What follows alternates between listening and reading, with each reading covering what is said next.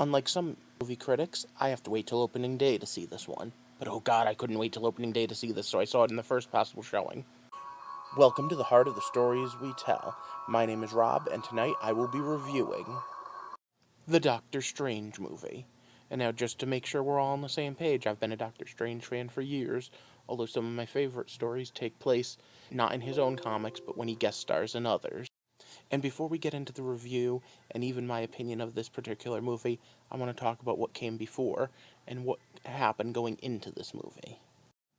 I think everyone knows the story of these guys, but since not everyone watches Agents of S.H.I.E.L.D., although I do have review videos up every week now, and I haven't actually seen this week's because my in-demand keeps messing up on me. In general, they're doing Ghost Rider, and it appears to me that they're doing Ghost Rider made a deal with the devil, even though they're using the version that didn't make a deal with the devil. So, that's our connection from Agents of S.H.I.E.L.D. into Doctor Strange, but we've had a couple of other connections, and I want to talk about those. So let me throw some stuff up here. First, from the first Thor movie, we have this.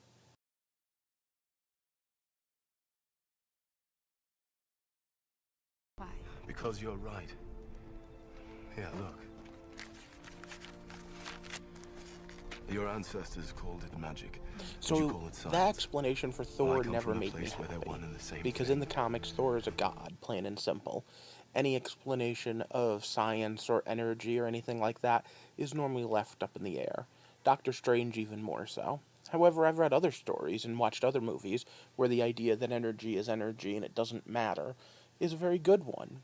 So, I'm holding out hope that Doctor Strange has a really good explanation for it, but before getting into anything that they talk about in that movie, I was kind of on the fence on this idea. But that's not the only movie that's dealt with Doctor Strange related stuff. Let's take a look at my favorite MCU movie, The Winter Soldier. Zola's algorithm is a program for choosing Insight's targets. What targets? You, a TV anchor in Cairo, the Undersecretary of Defense, a high school valedictorian in Iowa City, Bruce Banner, Stephen Strange, anyone who's a threat to Hydra. That's right. Dr. Stephen Strange was already a threat, which means part of this movie probably takes place in the past of the MCU. But now, let's get into the weeds and talk about the movie itself.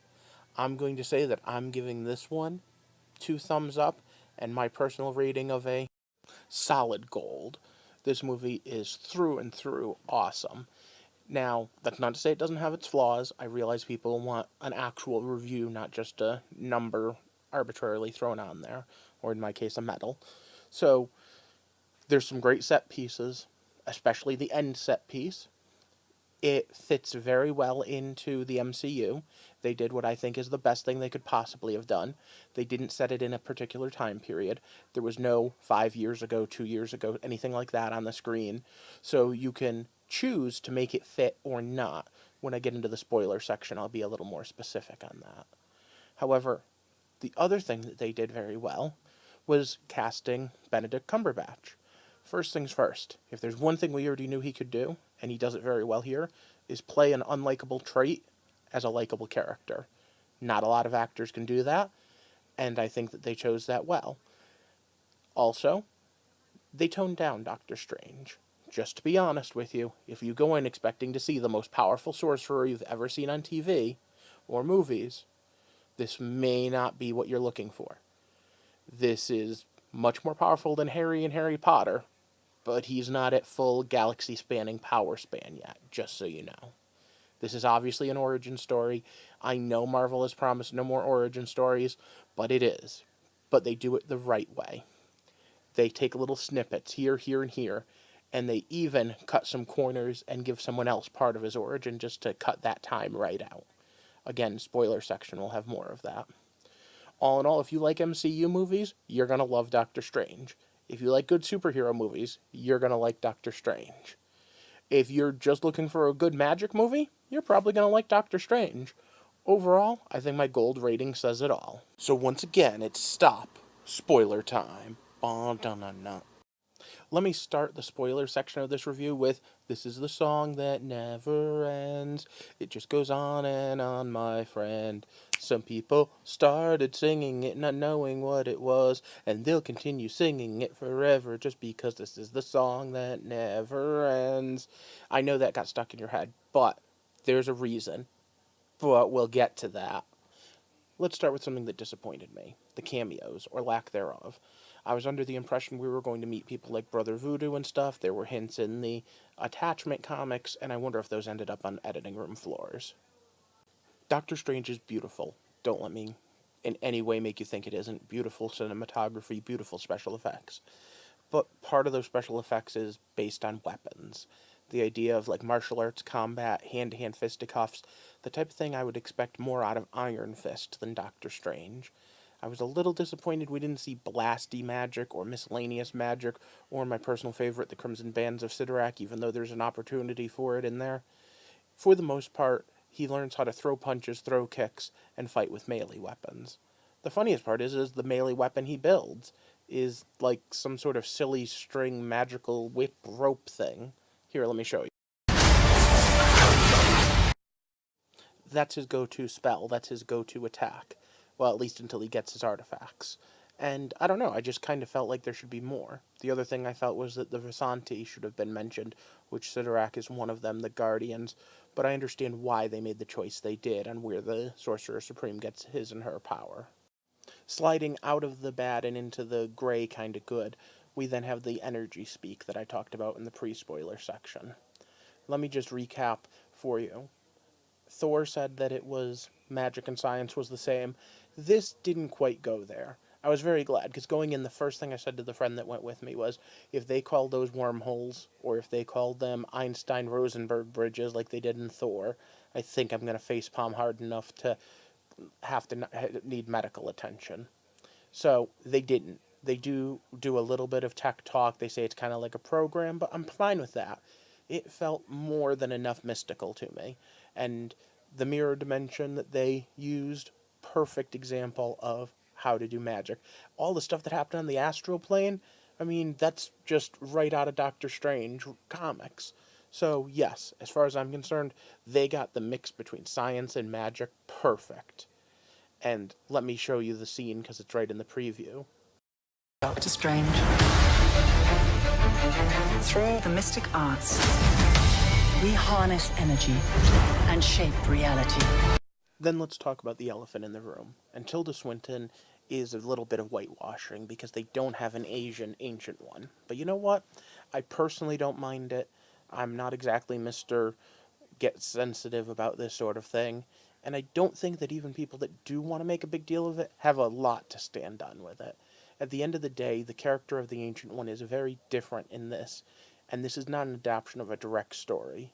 I will say, do feel that caving to Chinese pressure is a little disconcerting, but I understand why they did it, and all things considered, Tilda Swinton knocked this one out of the park. She totally nailed a great character. Having said that, everyone has their own threshold to where they get upset, so just do be warned. There is no explanation. She is the Ancient One. There is no, well, she took a proceeding, anything like that. So this is whitewashing, if that will offend you. Let's get into the villain for a minute here, and the villain is really Dormammu. Yeah, I know, big shock, has to be spoilered, but Doctor Strange goes against Dormammu. That's the way it works. He's like Lex Luthor. Of course, Lex Luthor shows up in Superman movies. But they did keep it somewhat of a surprise. And at the end of the day, Dormammu even has a great couple of Easter eggs where he turns the bad guys in the end into mindless ones. Though this is where there are some changes. The Sorcerer Supreme is drawing from the Dark Dimension, which, if you remember correctly, has been mentioned in Agents of S.H.I.E.L.D., and the Dark Dimension is Dormammu's territory. So, we do have a lot of going on here, and how he was beat involves yet another change from the comic. So, remember when I was singing the song that never ends? That's how Doctor Strange beats Dormammu. But before we go there, we have to talk about another couple of changes. There are 3 Sanctum Sanctorums, one in New York, one in Hong Kong, one in London, and all 3 of them are being attacked by the villain who is working for Dormammu, because the three of them hold up the pillars of reality that block the dark dimension from taking over ours. It's a great plot. It allows for a lot of fun interaction and teleporting around, and the bending of space and time are all very fun things. And one of the most important parts about this story is that it is interesting and can happen with galaxy-spanning consequences without anyone noticing because of the use of the mirror realm. Now, remember in the non-spoiler section I said that Doctor Strange is depowered a bit? Well, this is part of it. Instead of him traveling from place to place, searching out all the mystics, one other person already did. That person tells him where to go, and then he instantly goes and finds the Ancient One. Now, there are some good twists in there, but at the end of the day, he's really only a student at the Ancient One for a short period of time. He learns some magic spells, but he really is basically still Harry Potter. He gets through with luck and pure power, as opposed to skill in a lot of this, including some slapstick that I think might have been a little out of place.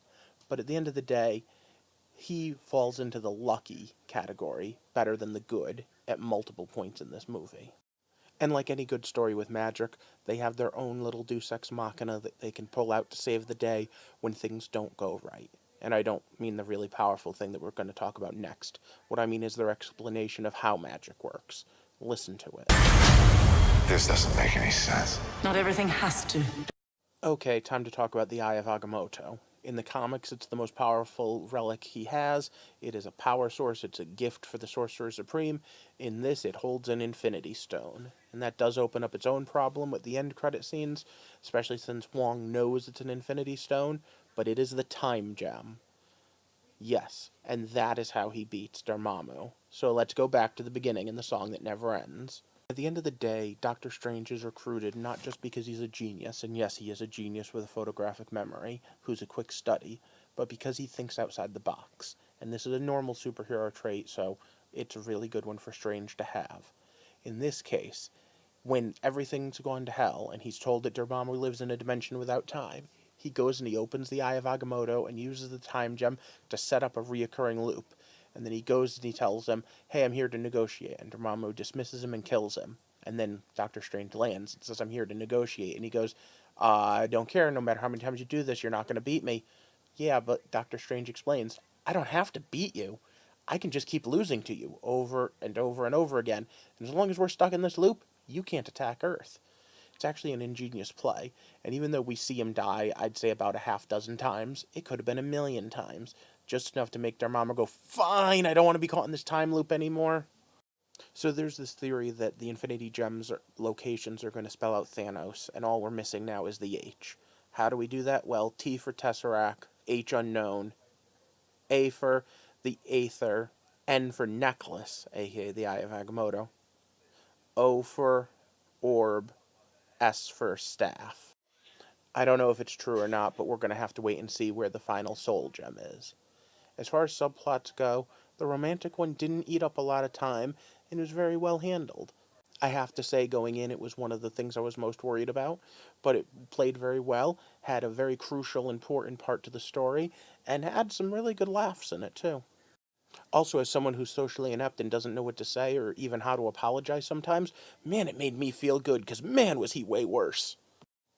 But now on to the end credits scene. Thor shows up and is sitting in the Sanctum Sanctorum, where Doctor Strange, who is not the Sorcerer Supreme, just the master of one of the 3 Sanctorums, basically tells him, hey, look, I monitor people from other dimensions, your brother's one of those people we don't want on Earth, why'd you bring him to New York? Thor explains, hey, I need his help to find my father, and Strange says, hey, if I help you find him, can this be get him off Earth quicker? He's like, yeah. He's like, all right, I'm helping. Which is a great tie into Thor Ragnarok, I'm sure. In fact, the whole scene might play out again. There's some great sight gags during it, and in general, it's well done. But it brings up a problem. This is just a bit of a nit to pick, but it's one that bugged me even as it was happening. And that is Tilda Swinton is playing the Ancient One. She's at least 100 years old, maybe 1,000 years old. And she has access to not just a Infinity Gem, but the Time Gem, plus all this magic. She says she looks into the past, into the future. She can foresee things. And I'm left to wonder one of her sanctuaries that's so important to keep safe is in New York, and she has all this power.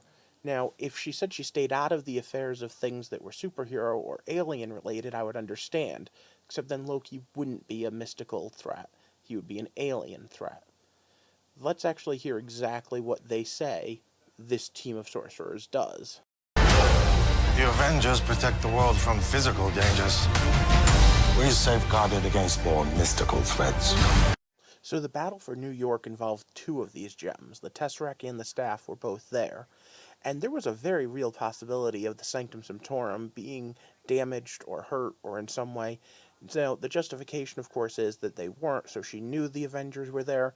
I'm just saying that if that much power was being thrown around the Tesseract and the Staff, maybe it should have had the Sorcerer Supreme's attention.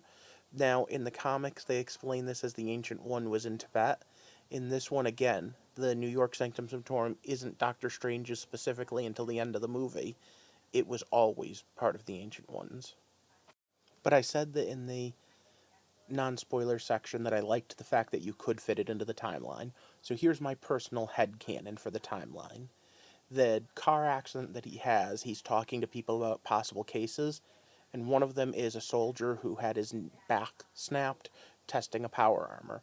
I'm going to say that this means that that part of the story takes place before Iron Man 2. Because in Iron Man 2, remember when he throws up on the screen, everyone's about 5-10 years off from getting this technology. Hammer Tech 20 years. Well, yeah, that's because of that. The guy lived. The guy did live. Back-wrenching scene. And I'm saying if that happened then that means all the way through Phase 2, he was training with the Ancient One. And that gives a little bit more time. And then my guess is that Thor Ragnarok will line up with the end of this movie. Me and my friend that went to see it, who are both big comic book nerds, did also say what we would love to see going forward for Phase 5, 6, 7. I would love Dormammu to be the big villain like Thanos is now for another up-and-coming. Except that team of Avengers that faces it are more cosmic in nature. Doctor Strange, Captain Marvel, Black Panther. Yeah, I know he's not technically really cosmic, but he is in the comics. A couple of others. And you can even keep Thor around. You can keep people like Iron Man around if you want to, but you don't have to. And I think that would be cool. But then again, I also really want to see a crossover with the MCU stuff that goes on Agents of S.H.I.E.L.D. and the ones that go on in the Netflix verse. I was really hoping for the Darkhold to be mentioned here since it's been being used in Agents of S.H.I.E.L.D. and was a little disappointed. But overall, this is still a badass movie. It's not coming close to unseating either of my top two comic book movies, one of which is the best MCU movie in my opinion, The Winter Soldier. But if I were ranking all the MCU movies, I'm not sure where I'd place all of them. I'm sure Doctor Strange would hit the top half of the list, if not one of the top in the list. So if you liked my review, of course, leave me a thumbs up. You're always welcome to leave me a comment if you think I missed something or if you have a question about something. However, in general, I'm trying to have this channel create a whole community. A community where we can talk about stories and explore different parts of them.